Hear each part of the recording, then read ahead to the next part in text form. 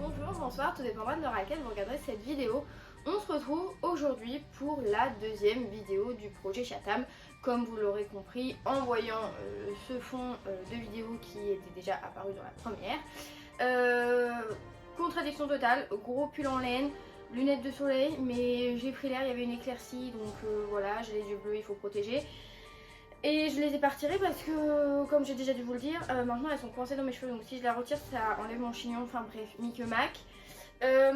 Aujourd'hui, alors, pour ceux qui arrivent juste sur cette vidéo, sachez que j'explique tout ce qui concerne le projet Chatham dans la première vidéo de la série, donc je vous mettrai en barre d'infos dans le petit i si j'y arrive. Je lis donc tous les livres de Maxime Chatham dans l'ordre de publication. Le mois dernier, j'ai lu la trilogie du mal, donc les 3 premiers livres qu'il a écrits. Il s'avère que j'ai eu une petite confusion. J'ai vu qu'il avait écrit un roman sous un pseudonyme qui est en réalité son premier roman parce qu'il a gagné un concours, enfin bref.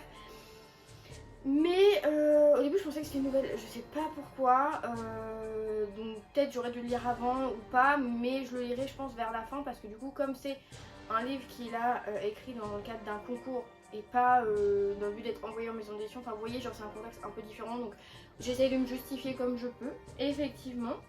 Mais voilà, tout ça pour dire que ce mois-ci j'en ai lu 2.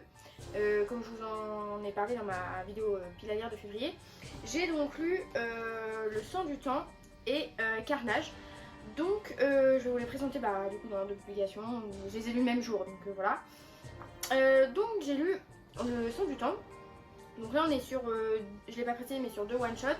Il n'y a qu'un tome, il n'y a pas de suite, voilà, histoire unique. Donc le son du temps, j'avais dans l'idée que j'allais beaucoup aimer parce que on est sur une histoire avec double temporalité qui prend place au Mont-Saint-Michel, en Normandie. Je vais pas le dire, hein, mais Mont-Saint-Michel est normand, donc je l'ai dit, voilà. Mais et en parallèle, du coup, en Égypte, au Caire, en 1928, et le Mont-Saint-Michel, c'est en 2005. Donc dans le présent, à l'époque où a été écrit le roman. Ça a été un coup de cœur, vraiment j'ai adoré lire Maxime Chatham sous cette forme de récit. On est ici dans quelque chose de beaucoup moins sombre et de beaucoup moins, pas gore, mais moins sanguinolent, plus abordable je dirais si on veut lire du polar de Chatham sans être trop émoustillé psychologiquement. C'est un livre qui m'a fait penser un peu à ce que j'aime lire, Légende des Templiers dont je vous ai parlé dans mon dernier bilan lecture, où voilà on est sur, je dirais, un thriller un peu plus historique avec le côté double temporalité. Je sais pas si je peux le décrire comme ça se trouve Monsieur Chatham voit cette vidéo et il est outré de mes paroles.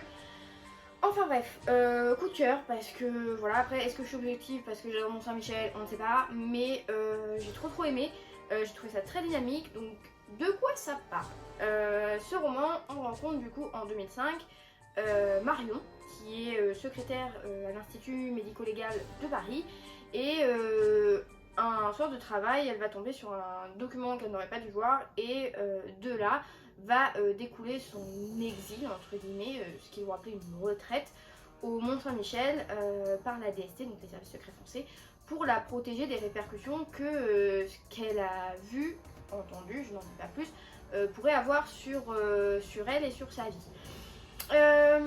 En parallèle de ça, comment on en vient à avoir une double temporalité?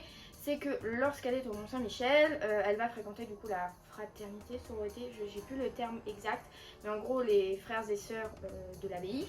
Et avec l'un d'eux, avec l'un des frères, elle va se rendre à Avranches, à la mairie, pour faire du travail d'archivage. Et pendant ce travail d'archivage, elle va tomber sur un livre qui s'avère être un journal intime relatant une enquête qui se passe au Caire en 1928. Et de là, découlait tout un mystère. Enquête, du coup, en gros l'enquête c'est que on est au Caire en 1928 et que Jérémy Matheson, notre enquêteur là-bas à l'époque sur place, doit mener une enquête sur une série de meurtres d'enfants, mais des meurtres un petit peu dégoûtants et dérangeants parce que ça paraît vraiment surnaturel. Et donc voilà, Est-ce que c'est vraiment vrai? Qu'est-ce qui se passe? Quel est le mythe autour de ça? Et donc en fait, ce que j'avais peur, c'est que on soit en mode où on ait les chapitres sur Marion, qu'il ait le journal, et après qu'on ait des chapitres du coup sur le journal en mode, vous voyez, récit à la première personne de la personne qui écrit le journal, et qu'on lise les faits comme ça. Et en fait, pas du tout. J'ai trouvé ça très ingénieux parce que Maxime Chatham a su réussir à nous faire vivre l'enquête à travers la lecture de notre personnage dans le présent. Ce que j'entends par là, c'est que quand Marion commence à lire un passage du fameux journal, le chapitre suivant, qui est le passage lu, est en fait romancé et raconté. Donc comme si on était au Caire et qu'on lisait en fait ce qui se passait à ce moment-là. Et donc ça donne une dimension très vraisemblable et très réelle à notre lecture et à notre découverte de cette enquête qui s'est passée des années avant. Donc on va suivre tout ça du point de vue de la lecture de Marion, et en parallèle forcément dans le présent, Mont-Saint-Michel, il va y avoir des petits trucs qui se passent un peu et qui vont lui mettre la puce à l'oreille de que c'est un petit peu chelou. Donc j'ai trouvé ça très dynamique, vraiment je l'ai lu en un temps record, je pense, même pas en une journée, je l'ai vraiment enchaîné. Dès que je le fermais pour faire des pauses, j'avais vraiment envie d'y revenir, c'était vraiment très dynamique. En plus c'était des chapitres assez courts, donc c'était trop bien. J'avais pas vu venir le plot. Par contre, Monsieur Chatham, il va falloir me donner des réponses à un moment donné. Parce que la fin est semi-fermée, semi-ouverte. Vraiment, on sait pas où on va. Parce que là, j'ai l'impression d'avoir revécu ce que j'avais vécu dans In Tenebris, le tome 2 de l'âme du mal, où le personnage de Janine murmure quelque chose à l'oreille du flic, et je ne sais toujours pas ce que c'est. J'attends toujours de savoir ce que Janine a murmuré. Et bah ici, avec la fin, j'attends de savoir. Parce qu'on me dit A, on me dit B, on me dit C. Après on me dit en fait c'est pas C, mais en fait c'est B. Écoutez, moi je suis bête, Monsieur Chatham, il faut tout m'expliquer.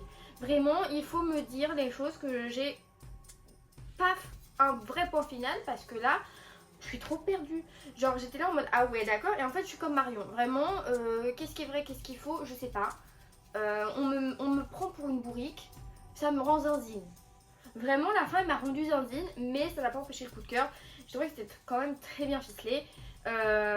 Et du coup, après je comprends le choix de fin, vous voyez. Mais quand même, moi j'aime bien quand c'est carré, vous voyez. Je vous l'ai déjà dit, donc voilà, très bonne lecture. Sur l'importance aussi de la façon dont on manie les mots, sur la lecture, j'ai trouvé ça très chouette comme dimension à aborder et apporter. Également, très bon point aussi, dans le petit mot du début, où Monsieur Chatham nous parle de ce qu'on va lire, enfin un petit mot de présentation quoi, de l'œuvre. Il nous indique 3 albums musicaux qui ont rythmé son écriture, son parcours de rédaction, et qu'il conseillait d'écouter pendant nos lectures pour vraiment être immergé. Voilà, j'ai vraiment fait la recherche, c'est immergé maintenant quand on se plonge dans quelque chose. Bref, tout ça pour dire que... alors je vais vous mettre les captures d'écran, je vais vous redire les titres, mais en gros, pour toute la partie qui concerne Mont-Saint-Michel, il nous conseillait d'écouter la bande originale du film The Village, faite par James Newton Howard. Et moi, James Newton Howard, c'est un compositeur que j'aime beaucoup, donc l'album va s'afficher. Je vais essayer de faire une capture d'écran par ici ou par là, je sais pas, je mets pas le livre, comme ça on voit bien. J'ai beaucoup aimé, c'était une ambiance que je connais pas, j'ai pas vu le film dont vient la bande originale, mais j'aime beaucoup ce que ma mère appelle des musiques sans parole. Voilà, donc j'ai trouvé ça très chouette, c'était vraiment, je trouvais que ça collait bien à l'ambiance de Mont-Saint-Michel, parce que ça faisait très pierre, très... Enfin, je sais pas comment dire, ça, c'est bête dit comme ça, mais genre Mont-Saint-Michel, ouais, c'est un monument, il y a plein de pierres, enfin, c'est un petit château, quoi. Et bref, je trouvais ça collait bien. Et les 2 autres qui nous avaient conseillé d'écouter pour toute la partie où on est au Caire. Alors forcément, le livre n'est pas divisé en d'abord Mont-Saint-Michel et puis après le Caire. C'est vraiment mêlé, donc moi j'avais mis un peu tous les albums mélangés en aléatoire pour avoir l'ambiance globale et pas devoir tout le temps être sur mon téléphone à changer de trucs à chaque chapitre. Donc voilà pour ça. L'autre album c'était Passion de Peter Gabriel et La Passion du Christ par John, c'est quoi son nom, Debney. Donc pareil, ça c'était encore des musiques dans la même veine, mais avec un petit côté, j'allais dire arabisé, ça doit pas se dire et ça doit être très raciste. Enfin, ça a une consonance, oui, voilà, c'est du monde d'Arby, enfin les sonorités ressemblent à ce qu'on peut écouter dans ces pays-là, sur ce continent-là. Enfin vous voyez, je veux pas m'en mêler, je veux pas être mal interprétée, mais en gros ces 3 albums ont rythmé ma lecture et j'ai trouvé que ça donnait une petite dimension un peu plus vivante à tout ça. Donc voilà, c'était une très bonne lecture. Je vous le conseille vraiment si jamais vous voulez débuter Chatham et que vous avez l'appréhension comme moi j'ai pu l'avoir au début du côté très sanglant, très décrit, vous voyez. Là vraiment je vais pas dire c'est très doux, c'est faux. Mais ça peut être un bon téléfilm d'aventure, vraiment une bonne enquête. Vous pouvez y aller les yeux fermés, vraiment. Vous n'allez pas être traumatisé parce que vous allez lire. Oui, forcément, les scènes de crime sont un petit peu dégoûtantes, mais j'ai été moins dans le malaise que certaines scènes que j'ai pu lire dans L'âme du mal, enfin la trilogie du mal. Voilà. Donc voilà pour celui-ci, donc vraiment coup de cœur, j'ai adoré ce livre. Ensuite, Carnage. Alors Carnage, j'ai été super choquée de voir la tête du livre quand je l'ai reçu, quand je l'ai acheté, parce que je sais pas, je le voyais comme l'autre, un peu plus gros, et en fait je me suis dit, j'avoue, j'ai eu l'a priori en le commençant, je me suis dit c'est tout petit donc ça va aller vite, ça va être peut-être bâclé, on va passer vite sur des éléments et on n'aura pas toutes nos réponses. Et bah sachez que contrairement aux autres, là j'ai refermé la lecture en ayant toutes les réponses qui me convenaient. Voilà, Monsieur Chatham, vous pouvez le faire. Alors dites-moi ce que Janine a dit et dites-moi ce que c'est vraiment la fin du sang du temps. En tout cas, ici, alors on est sur un policier, je dirais, pareil, qui n'a rien de trop sanguinolent, de trop gore, de trop horrifique. On est sur un sujet traité assez connu. Je vous avoue que ça a été écrit en 2006, je crois, donc j'étais trop jeune à l'époque pour savoir si vraiment ce genre de fait divers était au cœur de l'actualité. Je ne saurais pas dire, j'avoue, j'ai pas fait de recherche. Mais on est à Harlem, du coup je pense en 2006, enfin on n'a pas la date précise, mais du coup on est à Harlem et notre premier chapitre c'est un jeune lycéen qui va faire une tuerie dans son lycée.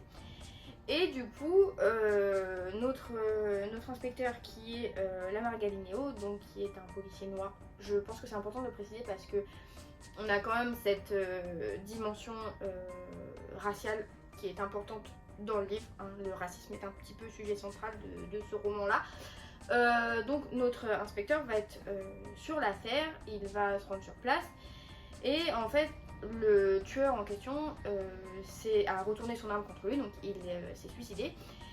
Sauf que ça va sans doute être vu comme un élément déclencheur parce que tout autour, pendant les jours suivants et les semaines suivantes, on va avoir d'autres tueries de masse dans d'autres lycées et en fait on va comprendre que tout est lié.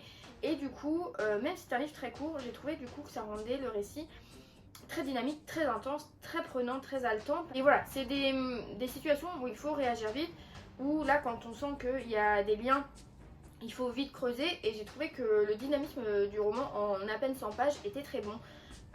J'ai bien aimé le personnage de Lamar comme j'avais bien aimé dans le personnage de Marion et c'est vrai que du coup le fait que là ce soit des one shot, on sait qu'on les retrouvera pas alors que moi j'ai bien aimé, oui, comme j'avais bien aimé Joshua dans les 3 précédents livres.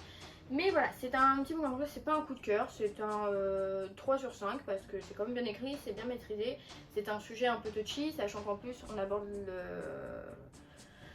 le racisme et que Maxime Chatham est un auteur blanc, donc est-ce qu'on peut se poser la question est-il légitime ou non? Moi je pense que oui parce que c'est traité correctement. De ce que j'en ai lu, je sais que Maxime Chatham est une personne qui fait énormément de recherche et de travail de pré-recherche avant d'écrire. Donc je pense qu'il a su s'adresser aux bonnes personnes pour avoir un bon point de vue ici. Donc voilà, c'était un petit roman très efficace, très percutant, parce que c'est vrai que c'est des choses qui n'arrivent pas dans notre pays, forcément, ou très peu, alors qu'aux États-Unis, avec la législation qui concerne le port d'armes, c'est quand même plus récurrent. Donc voilà, j'ai trouvé ça, ouais, comme je le dis, percutant, en plus, rien à voir, enfin si, mais pas de lien direct. En ce moment, on regarde les Force Scott avec mon copain et à sa demande, je précise. Et du coup, pareil, on a eu il y a pas longtemps cette thématique dans un des épisodes. Et du coup, voilà, j'étais dedans.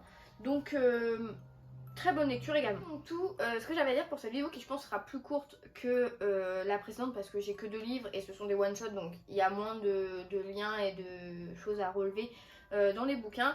Mais voilà, ce sont donc du coup pour moi 2 romans de Maxime Chatham qui se lisent vraiment très bien, qui sont accessibles à un lectorat je dirais prudent et pas trop aventureux au niveau des contenus sanguinolents. Vous pourrez y trouver votre compte ici, vraiment si vous êtes petit côté historique parce que vraiment on a plein de choses sur le Mont Saint-Michel. Au niveau du Caire pareil, on a des très bonnes infos et j'ai vraiment trop aimé. Là pareil, c'est intense. Voilà, ce sont 2 lectures, je dirais, soft pour du Maxime Chatham par rapport aux 3 premiers que je vous ai présentés. Vous pouvez y aller les yeux fermés, vraiment le sang du temps il vaut trop le coup. Vive la Normandie. Voilà, c'est tout ce que j'ai à dire. Trop cool. J'ai encore passé un très bon moment en compagnie de Monsieur Chatham. J'espère que ça vous a donné envie de découvrir l'auteur. Si vous aviez une petite appréhension concernant le style d'écriture ou quoi, sachez que pour l'instant on a 2 degrés de dégoûtant si je puis dire. Enfin oui et non mais voilà, dans cela on a moins de détails que ce qu'on peut avoir dans d'autres thrillers, que ce soit de lui ou d'autres auteurs. Donc voilà, c'est tout ce que j'avais à vous dire. Je vais aller continuer ma lecture en cours qui est très prenante et sur ce, je vous souhaite de très belles lectures, un très bon week-end et je vous dis à la prochaine. Salut!